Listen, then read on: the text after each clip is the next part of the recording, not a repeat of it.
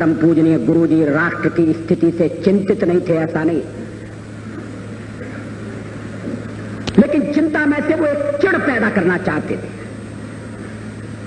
यदि आज देश की स्थिति अच्छी नहीं है तो हम इसे अच्छा बनाएंगे।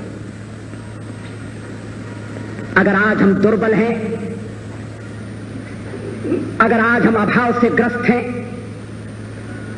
अगर भारत माता का कोई भी पुत्र या पुत्री सम्मान से, समृद्धि से जीवन यापन करने की क्षमता नहीं रखता, तो ये हमारे लिए चुनौती है और हम इस चुनौती का सामना करके भारत के भाग्य को बदलेंगे। उनकी चिंता में से ये संकल्प पैदा होता। बार बार मेरी आंखों के आगे वो आखिरी दिन का चित्र उपस्थित हो जाता है। शायद इस भारी भीड़ में मैं ऐसा भागा व्यक्ति हूं जो प्रातःकाल 5 जून का प्रातःकाल उनसे मिला था। हम लोग रात्रि भर आदिलाबाद से कार्क से यात्रा करके हेडगेवार भवन पहुंचे थे। इच्छा थी परम पूजनीय जी के दर्शन कर लें। वो संध्या वंदन करके बैठे थे। संध्या का क्रम कभी नहीं रुका। संघ की प्रार्थना प्रतिदिन करने का नियम कभी नहीं टूटा। और संध्या के बाद मिलने वाले लोग, हम लोग पहुंचे तो वही भुवन मोहिनी मुस्कान, हृदय का हरण करने वाली, तापों का निवारण करने वाली। व्यक्ति कितना भी दुखी हो, थका हो, चिंतित हो, एक बार परम पूजनीय गुरु जी के सानिध्य में पहुंच गया और उनकी दृष्टि पड़ी तो लगा सारी थकान मिट गई। उस दिन भी तबीयत बहुत खराब थी। उन्हें देखने वाला हर व्यक्ति नहीं समझ सकता था, मगर कुछ लोग समझ सकते थे। डॉक्टर आबाजी थत्ते मौजूद थे, लेकिन उन्होंने सबसे परिचय प्राप्त किया। आज इलाहाबाद से आए हैं, ये कौन है? अच्छा, वहां मुलाकात हुई थी, मैं तुम्हारे घर पर ठहरा था। इकबाल स्वयं सेवक का नाम क्या है? हम लोग जनसंघ के कार्यकर्ता थे।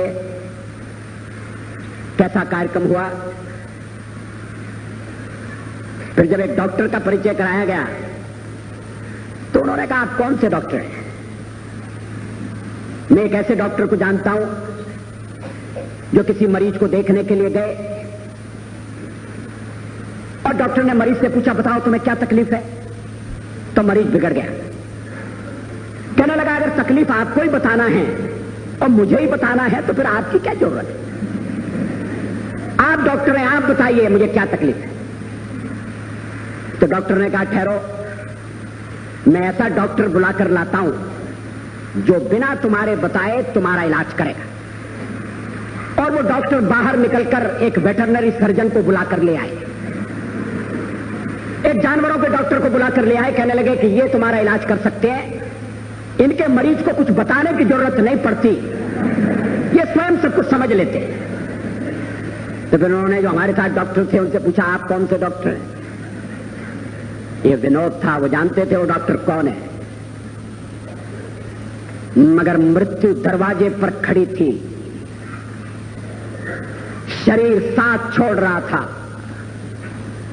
संसार के बंधन एक एक करके टूट रहे थे। परम पूजनीय गुरु जी जानते थे अंतिम बुलावा आ गया है।